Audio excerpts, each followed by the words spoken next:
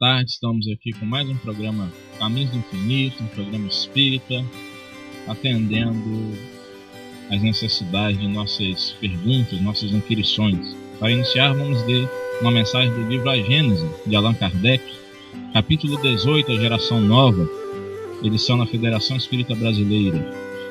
Para que na terra sejam felizes os homens, preciso é que somente a povoem espíritos bons, encarnados e desencarnados, que somente ao bem se dediquem. Havendo chegado o tempo, grande emigração se verifica dos que a habitam, a dos que praticam o mal pelo mal, ainda não tocados pelo sentimento do bem, os quais, já não sendo dignos do planeta transformado, serão excluídos, porque senão lhe ocasionariam de novo perturbação e confusão, e constituiriam um obstáculo ao progresso. Substituí-los-ão espíritos melhores, que farão reino em seu seio a justiça, a paz e a fraternidade. A época atual é de transição, confundem-se os elementos das duas gerações, colocadas no ponto intermédio, assistimos a partida de uma e a chegada da outra, já se assinalando cada uma, no mundo, pelos caracteres que lhes são peculiares. Allan Kardec. Nosso tema de hoje é a transição planetária. O que isso significa? O nosso mundo está num processo de transição. Começamos como um mundo primitivo, onde na história humana nós vamos ver a questão dos povos, lá dos homens das cavernas, do início de todo um processo civilizatório, conforme chamamos hoje, e no decorrer do tempo nós vamos vendo as grandes construções a se fazer, a razão humana chegando nesse clima de racionalidade e de lógica, com os filósofos pré-socráticos, socráticos, na Grécia, com os egípcios, os faraós. Vamos passar então pelos profetas hebreus e vamos alcançando cada vez mais lógica, razão, percepções diferenciadas, sentimentos mais sublimes. Alcançamos o amor, que se faz presente então na transição antiga de outros tempos, quando Jesus pisa o solo planetário, dando então movimento da transição de um mundo primitivo para um mundo de provas e expiações, e indo se iniciar com Jesus, colocando para nós que assim como ele nós poderíamos chamar Deus de paizinho ou papaizinho, do hebraico Abba. Nós vamos então ter também o início de uma era, de um processo novo, renovador, de uma transição planetária de um mundo que não mais será de provas e expiações, onde predomina o mal, conforme nós temos visto aí, para um mundo de regeneração, um mundo melhor, um mundo, não um mundo físico melhor, este até também, pelas questões climáticas, que um homem melhor e uma mulher melhor não viveriam bem em um ambiente desfavorável, mas nós teremos homens e mulheres melhores, e temos visto isso acontecer, e vamos aqui novamente aqui com o nosso amigo, nosso irmão de caminhada, Pedro, colocarmos essas questões, estarmos aí conversando, informando sobre esses processos da atualidade, e como nós estamos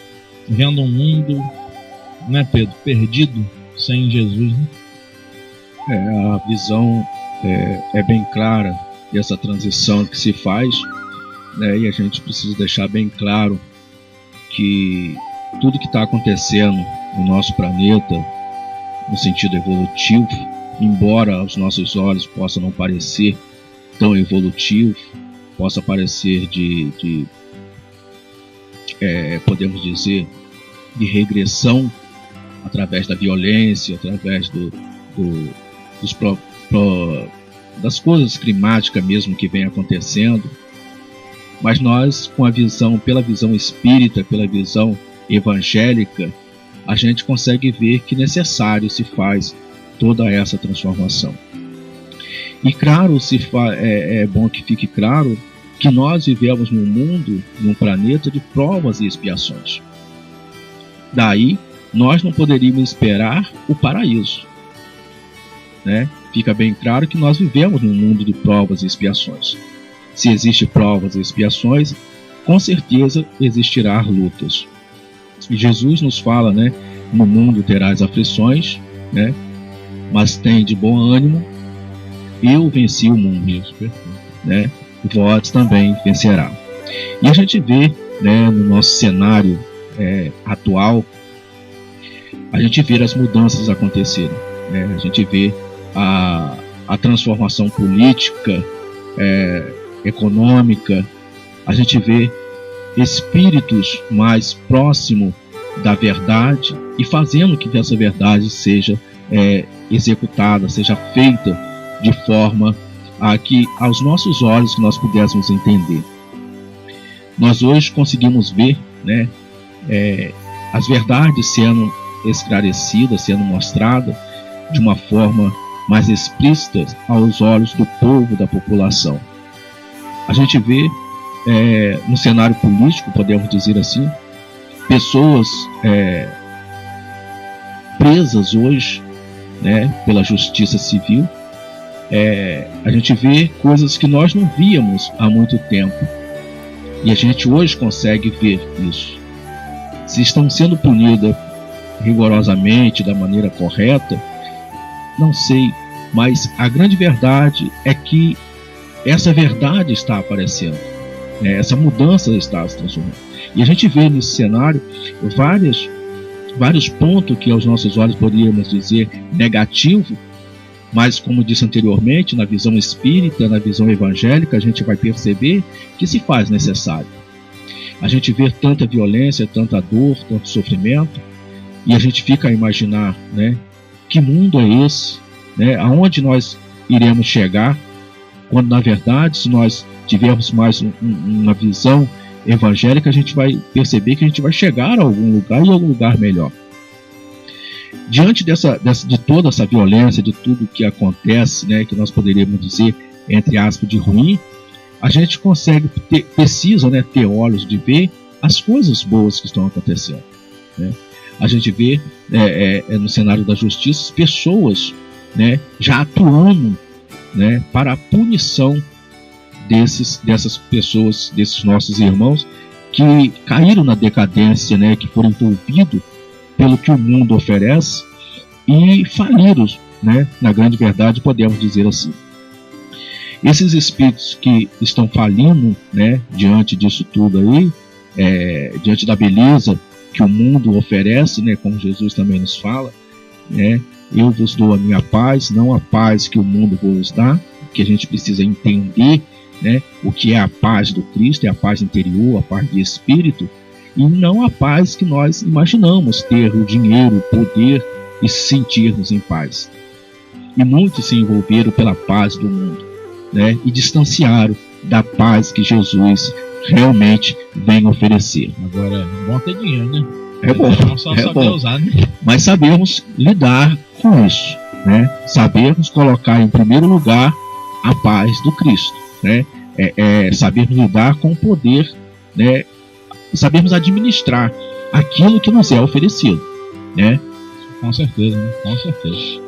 A gente vendo esses espíritos, então, falindo, né, diante das provas que receberam, porque o poder, a riqueza, a oportunidade de governar são provas, né? E a gente vê, né, Pedro? Te cortando, com licença, a gente vê essa questão, né, da política também. A gente vai notar quanto que muitos jovens, ontem mesmo estava vendo uma notícia na internet, um jovem de 16 anos que estava, né, 16 ou 18 anos, que já havia passado para ser promotor, pô. Quer dizer, é uma nova geração vindo para realmente promover essa mudança, promover essa renovação.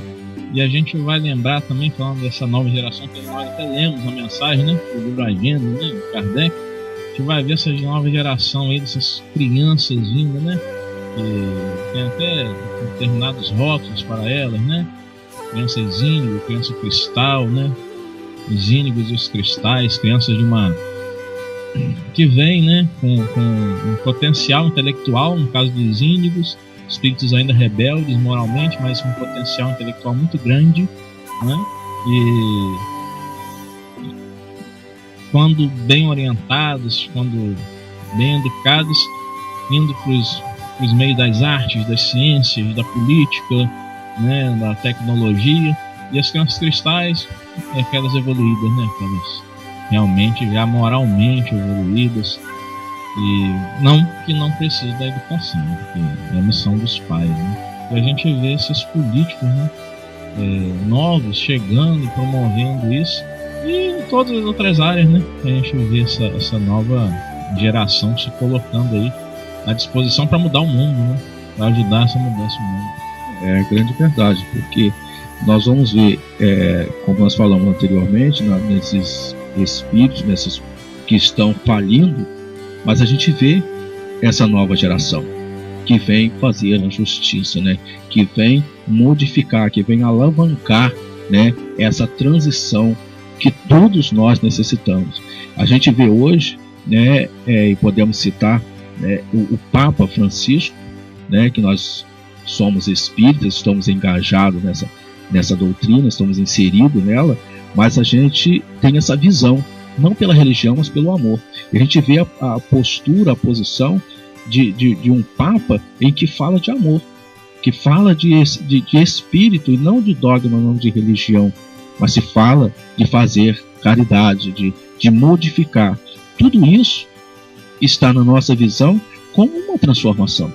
Nos tempos antigos, não veria um Papa como ele fala hoje, né, da forma que ele fala, não poderia falar. E hoje a gente já vê essa autonomia, a gente vê a autonomia do espírito, né? Isso é uma modificação, isso é uma transição, é uma evolução. Verdade, né? Verdade mesmo. E a gente falou do Papa, falando do amor de caridade, a gente lembra do Evangelho segundo Mateus, capítulo 24, versículo 12, quando Jesus fala assim, né?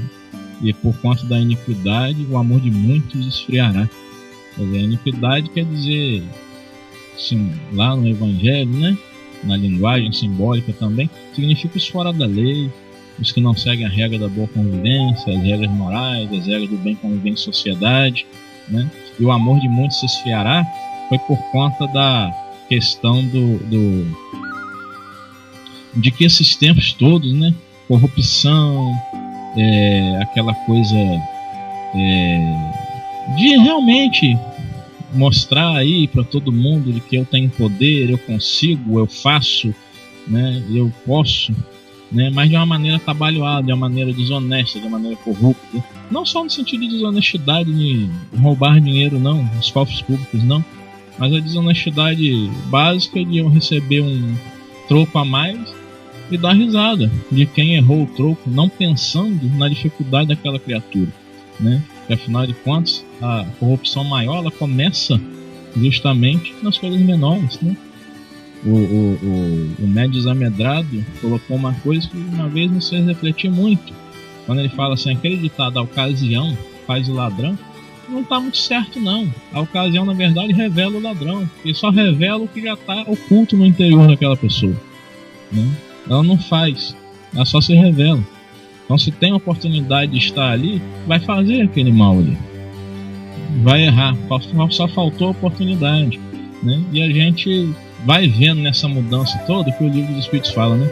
O mal precisa chegar ao excesso para que o homem possa começar a repensar os seus valores. E aí a gente vê, né, no seio das academias, por exemplo, na assistência social, na psicologia, né, na teologia, a gente vê a questão do repensar os valores, da necessidade de se retornar à célula máter da sociedade, que é a família, né? Tão segregada hoje, ou famílias que aparentemente vivem bem juntas e estão completamente destroçadas, né? Onde cada um faz o seu caminho, o seu rumo, e independente do que vai afetar o outro, importa o que eu quero fazer, né? O egoísmo humano sendo mostrado no seu ápice. Agora, muitas coisas boas também temos. Existe um autor norte-americano, que me esqueci o nome no momento, mas ele tem um livro falando do terrorismo midiático que isso está fazendo no mundo hoje em dia. Porque a gente escuta muito falar que o mundo está muito violento, que acontecem muitas coisas. Acontecem muitas coisas, é claro, obviamente, e muitas coisas sempre ocorreram, porque hoje a gente só tem mais a informação imediata, através da internet, das redes sociais, daquilo que está acontecendo do outro lado do mundo, que antigamente não se tinha isso, né? Na década de 90 nós começamos a assistir, pra gente que via filme em criança, de guerras, né? Nós começamos a assistir a guerra do lado do Iraque ao vivo, pela televisão, né? Isso foi mostrando pra gente quanto o mundo, nessa globalização, vai só mostrando pra gente que no fundo nós somos todos um. Nós estamos imersos no mesmo hálito divino do Criador, no mesmo oceano de amor, né? E que isso deve nos orientar para a fraternidade, para a solidariedade universais.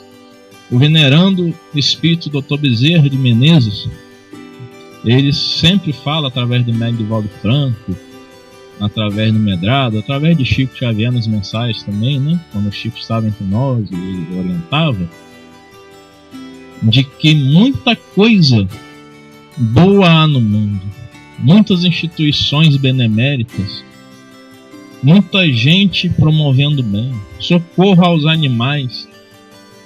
Quem iria imaginar que hoje os animais seriam tão protegidos, que se fariam leis para eles, nossos irmãos menores, nossos irmãos que nos merecem todo o respeito e carinho, que também têm sentimentos. Nós não imaginaríamos isso há um tempo atrás. Nós não imaginaríamos o estatuto da criança e do adolescente, que, quando muito bem entendido, realmente defende e protege a criança. Não é mais visto a criança como um adulto em miniatura, que tem que obedecer, tem que seguir, que tem que ficar quieto. Hoje se entende todo o processo da necessidade da dinâmica da criança. E é isso que Deus entende para nós nesse momento de transição planetária. Nós somos como crianças que estamos nessa ilusão da liberdade, que podemos fazer tudo, e erramos, e podemos fazer tudo, que hoje em dia está tudo liberado, né? Mas a nossa consciência profunda diz que não, que a casa pode estar ruindo, mas que a gente vai só enxergar essa casa ruindo. Mas quando a gente tem informações, que a gente vai ler o Evangelho, que a gente lê lá o sermão profético no Evangelho segundo Marcos, capítulo 13, que a gente vai ler, né, o capítulo 5 do Evangelho segundo Mateus, nós vamos ver Jesus colocando todas essas transformações. Está lá escrito, né, no sermão profético em Marcos. Irmãos matarão pais, irmãos matarão irmãos, pais matarão filhos, né? Filhos matarão pais, nora não se dará bem com a sogra. E então a gente está vendo tudo isso acontecer, né? E a gente não tem mais aquela hipocrisia, já não fica tão mais escondida, porque as pessoas estão realmente se mostrando. Esse lado é muito positivo, esse lado é muito bom, que a gente passa a conhecer o outro, e ao olhar o outro a gente vê muito o espelho da gente. A gente começa também a fazer esse trabalho do autoconhecimento, né? Então a gente começa a perceber como a gente, para querer um mundo melhor, a gente deve se melhorar. Gandhi já dizia: sejamos nós a mudança que queremos ver no mundo, porque exigir e apontar o dedo para o outro é muito fácil. Mas e nós? Aquele dedo que eu aponto em riste não representa nada para mim? A gente fica sempre prisioneiro de projetar no outro, como diria Freud, aqueles nossos. E é isso que a transição nesse momento planetário quer mostrar pra gente. São os selos simbólicos do Apocalipse se abrindo e mostrando onde nós sangramos, onde nós vamos estar sendo levados por um cavaleiro no cavalo branco.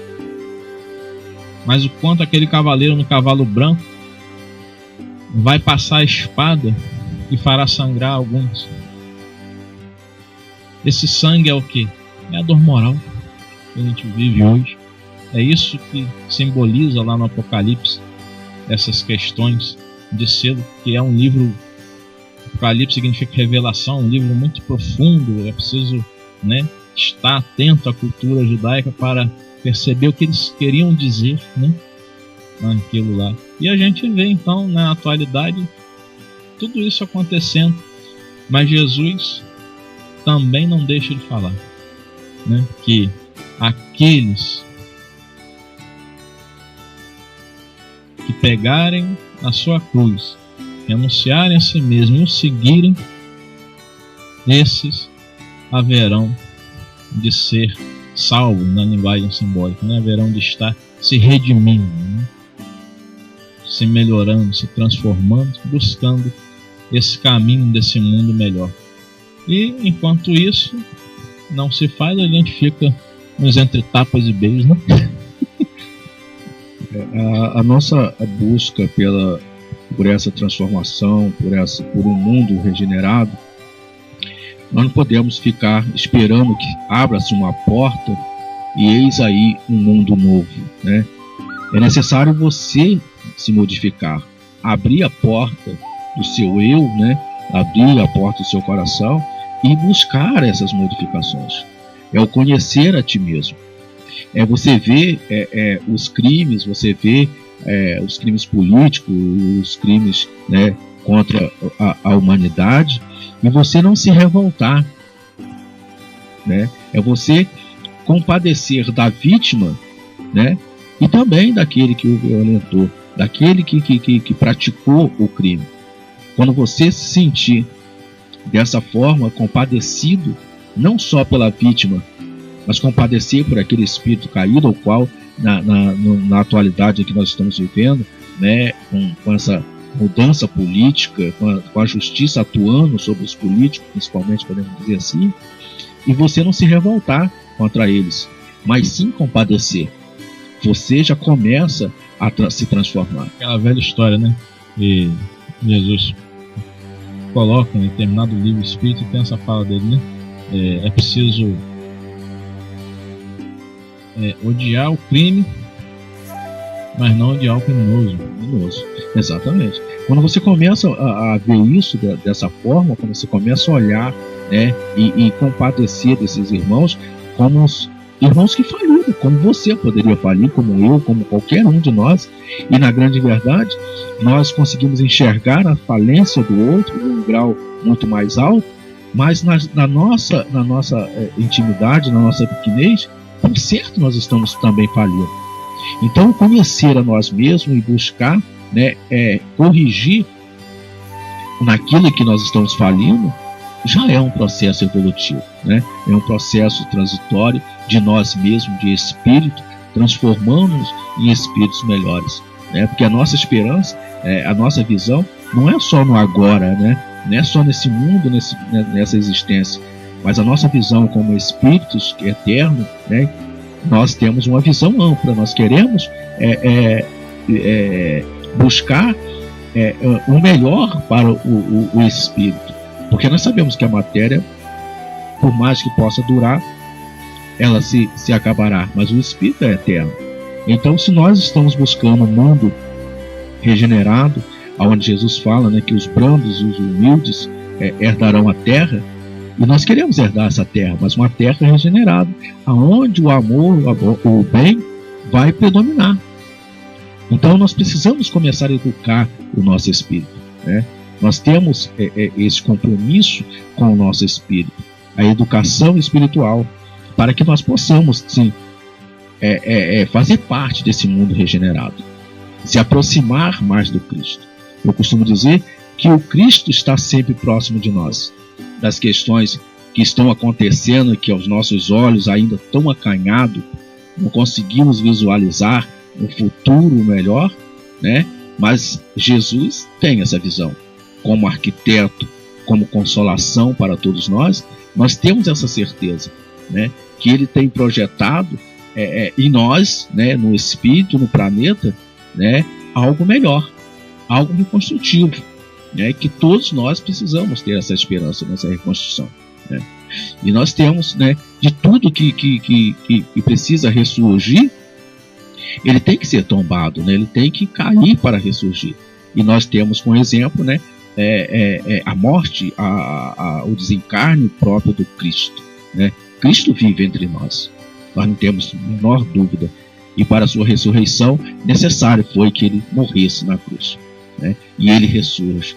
Então nós temos que ter essa esperança, temos que ter essa certeza, né, desse ressurgir diante das desgraças que podemos dizer que é necessária para a nossa evolução, o ressurgimento de um mundo melhor, de um mundo em que, como falamos anteriormente, o bem vai predominar. E aí poderíamos entrar e até questionar de estarmos entrando em contradição, né, de nós estarmos falando num mundo melhor, falando num mundo que vai ser melhor, mas falando num mundo de violência, né? Mas aí nós estamos com uma visão que desse ressurgimento, né, da necessidade de tombar para se levantar, né? E nós temos essa certeza, né? Nós não estamos aqui falando uma coisa e outra, nós estamos falando da necessidade que se faz, né? Porque nós temos a confiança em um arquiteto, né? Nessa arquitetura espiritual que vai mover não só a parte espiritual, mas a parte material, a que nós necessitamos também para o nosso progresso. Então agora nós vamos estar respondendo a alguns questionamentos dos nossos caros internautas, né? Aqui temos a primeira pergunta, Manuel Viana, do Campos dos Goitacazes. Onde está o perigo da ação dos espíritos inferiores, já que eles são impalpáveis? A palavra-chave aqui, Manuel, é perigo. O perigo está não apenas no sentido de que o espírito não pode nos tocar, ou nós não poderíamos tocá-lo. Até poderíamos no sentido de que o espírito pode se tangibilizar, pode se materializar, tirando fluidos nossos, ectoplasma, mas isso é uma coisa pequena diante da expressão perigo colocado aqui, porque o perigo é a sintonia de nossas mentes com as inteligências extrafísicas, espíritos inferiores, como por exemplo os dragões. E quem são esses espíritos dragões? São uma falange que eles se autodenominam a Grey do Mal, conforme está explanado neste livro Transição Planetária, do espírito Manuel Filomeno de Miranda, médium de Valdo Pereira Franco. E esses espíritos, segundo André Luiz no livro Libertação, psicografia de Chico Xavier, eles há mais de 10 mil anos, eles que foram exilados da constelação do Cocheiro, da estrela Capela, eles são inteligências que vieram exiladas por ordem do próprio Senhor Jesus e sabem que não vencerão a força do bem, a força crística, mas querem atrasar o progresso humano. Eles influenciam as mídias para trazer a sexualidade exacerbada, para trazerem as músicas que muitas vezes perturbam as mentes, para trazerem determinados tipos de comportamentos que são realmente extravagantes. E principalmente eles atuam na mente dos líderes, os grandes líderes da humanidade, para que um atraso muito grande possa ser feito, como na previsão que nós falamos do nosso querido Chico Xavier, que alguém aperte uma bomba, o botão para explodir uma bomba nuclear, e se inicie uma terceira guerra mundial. Este é o grave perigo. Então o fato de um ser não poder ser tocado ou nos tocar, pouco importa, porque a força está no pensamento. A internet é um veículo de comunicação em que nós não somos tocados por ela, mas o que a gente lê, o que a gente vê, o que a gente escuta, pode sim nos afetar e muito. Quantos de nós ficamos mal quando alguém nos fala palavras ríspidas? Aquela pessoa não nos tocou, mas nos agrediu profundamente apenas com a sua forma de falar, pelo seu tom de voz, muitas vezes até manso, mas a maneira como foi colocada determinada expressão, determinada frase, nos agride profundamente. Eis aí o perigo, porque o perigo está muito mais naquilo em que não se vê do que naquilo que já se conhece. Então é preciso que a gente esteja muito atento quanto a isso, muito vigilante em nossos pensamentos, nas nossas reações sentimentais, emocionais. Eis aí o perigo. Complementa aí. A questão 459 do Livro dos Espíritos, onde pergunta, né, como os Espíritos podem influenciar, né, em nosso pensamento, e a resposta é muito mais do que imaginar, né, o ponto que eles nos dirigem. Então a influenciação pelo pensamento, essa influência, né, direta na sua mente, pode vos influenciar sim, né?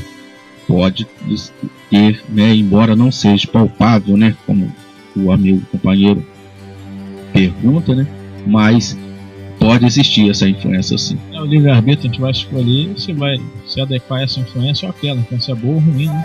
É o livre-arbítrio, nós que vamos ter esse poder de escolha. E aqui, Pedro, a Maria das Dores pergunta, né, lá de Bitioca, Rio de Janeiro, ela pergunta: sempre que posso participo do programa e sempre tenho tirado minhas dúvidas. A minha pergunta de hoje é: quais os limites e a função da encarnação dos espíritos? Eu respondo isso a você, cara internauta Maria das Dores, com uma palavra: progresso. O limite é o limite em que o espírito vai progredir, vai evoluir e chegar a um ponto de não mais precisar reencarnar. E a função da encarnação dos espíritos é progresso, é progredir, é estar, por misericórdia divina, participando da sua obra, co-criando, construindo junto, né, co-construindo, né, junto com a divindade, né? Então o limite da encarnação dos espíritos, quando ele não mais precisará reencarnar, não mais precisará de matéria, se tornando espírito puro. E a função é justamente essa, de progredir. E para se tornar espírito puro é preciso passar pelas mais diversas fases, né, nos reinos minerais, vegetais, animais, chegar à razão humana e, como diz Emmanuel, o homem chegar à plenitude do anjo, né? De estar realmente anjo no sentido simbólico aí de espírito puro, aquele espírito que já alcançou, né, o despertar da luz divina em si mesmo, né? O Jorge de Matos e Linhares diz assim: o espiritismo trouxe várias contribuições para a humanidade, tanto pela parte dos fenômenos mediúnicos quanto pela profundidade e beleza da sua parte moral. Qual considera o melhor lado? Isso aqui é muito interessante, que muita gente acaba dividindo, né? Mas na verdade o esclarecimento que o espiritismo traz, quando Kardec, né, lança o Livro dos Espíritos, especialmente depois do Livro dos Médiuns, é explicar os processos mediúnicos que já ocorrem desde os mais remotos tempos da antiguidade, mas dar-lhes a eles, né, a beleza, a profundidade moral, mostrar o quanto isto deve servir, os fenômenos mediúnicos devem servir para a moralização humana, para o desenvolvimento moral do ser humano, como nós falamos no programa que foi ao ar, né, Mediunidade na Visão Espírita, né? Nós deixamos isso lá, Jorge de Matos, bem esclarecido, bem explicado, né, de que quando Allan Kardec traz toda essa explicação científica, filosófica dos fenômenos, especialmente a científica, como pesquisador que ele era, mas ele não deixou de colocar sempre Jesus, sempre o Evangelho, a moral cristã como o foco, a base que nós devemos nos nortear diante desses fenômenos, porque do contrário o fenômeno ficaria sendo apenas um fenômeno, ficaríamos apenas nas pesquisas científicas que vários cientistas como William Crookes, Epy Sargent, né, aqui no Brasil o engenheiro Hernani Guimarães Andrade e tantos outros mais, como William James, pesquisando em seus laboratórios, em seus consultórios, médiuns, e confirmando a existência, sim, a influência dos espíritos. Mas e a moralidade? Onde ficaria?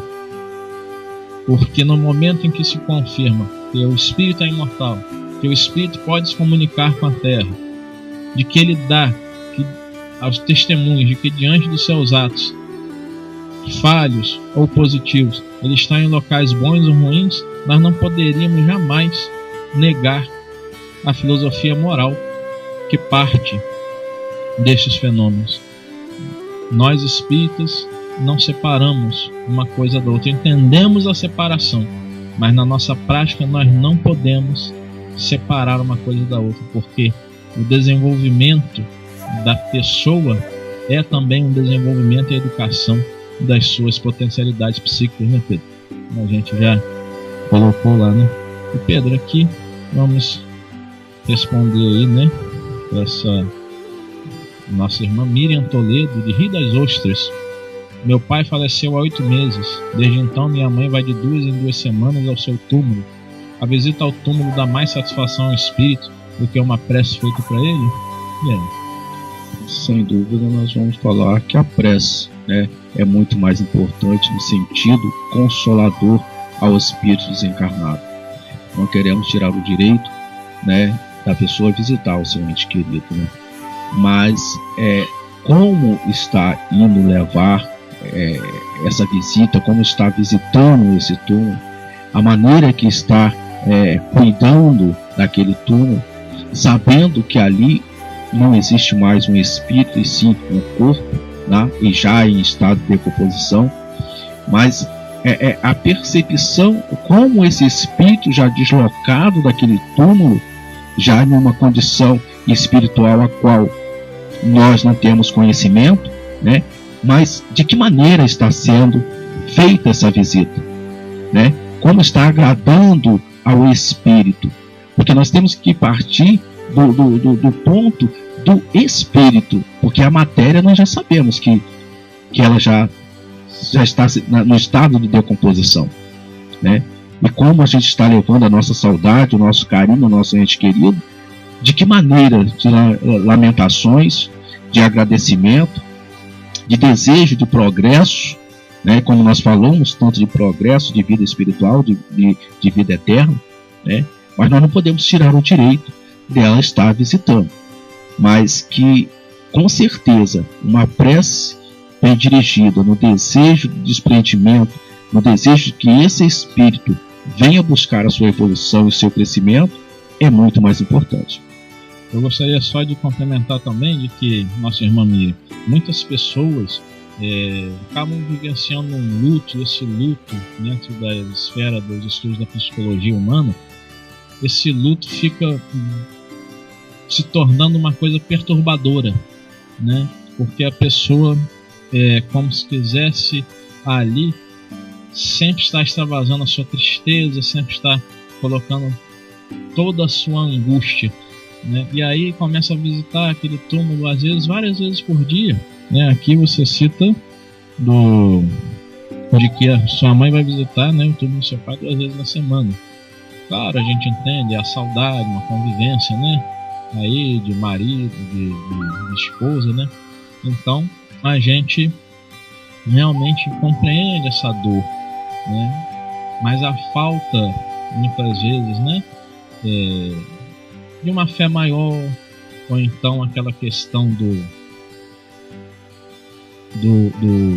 momento, né, de reconhecimento de que existe aquela ausência física que é preciso agora trabalhar, administrar isso dentro de si. Então a gente vai estar indicando aí que se busque psicólogos ou psicólogas especializados nessa questão do luto, para também a pessoa colocar-se lá naquele ambiente, naquele consultório profissional e buscar então administrar melhor tudo isso, né? E a prece realmente, o que mais a agradar, né, aquele ser que está do outro lado, uma prece feita com o coração, aquela lembrança querida, ou aquele pesar, aquela tristeza profunda, né, que pode mesmo até estar a perturbar aquele espírito. O choro da saudade é muito louvável. O professor Cláudio Tavares, fundador da Escola Jesus Cristo em Campos de Goytacazes, ele disse numa mensagem psicografada por Chico Xavier que a saudade é o metro do amor, uma expressão muito linda. mas o saudosismo, o choro, o lamento, realmente não nos deve merecer maiores oportunidades, né? Então nós vamos aqui, né, já encerrando o nosso programa, fazendo as nossas considerações finais, pedindo ao nosso querido amigo Pedro, né, Honorato, que coloque essas considerações finais a respeito dessas resoluções também, né, nesse tema transição planetária. Deixamos as nossas considerações, né, o desejo de que nós possamos realmente, na busca dessa transição, né, essa nossa transformação, conhecer a nós mesmos, né, buscar modificar aquilo que nos é necessário na nossa modificação para a nossa própria evolução. Nós conseguimos entender, né, o que é realmente necessário para a mudança, não somente nossa, mas quando nós começarmos a pensar no coletivo, quando nós começarmos a pensar numa humanidade inteira e termos a certeza que a minha mudança, que a sua mudança pode transformar o mundo. Cada um de nós podemos começar a fazer a nossa parte agora.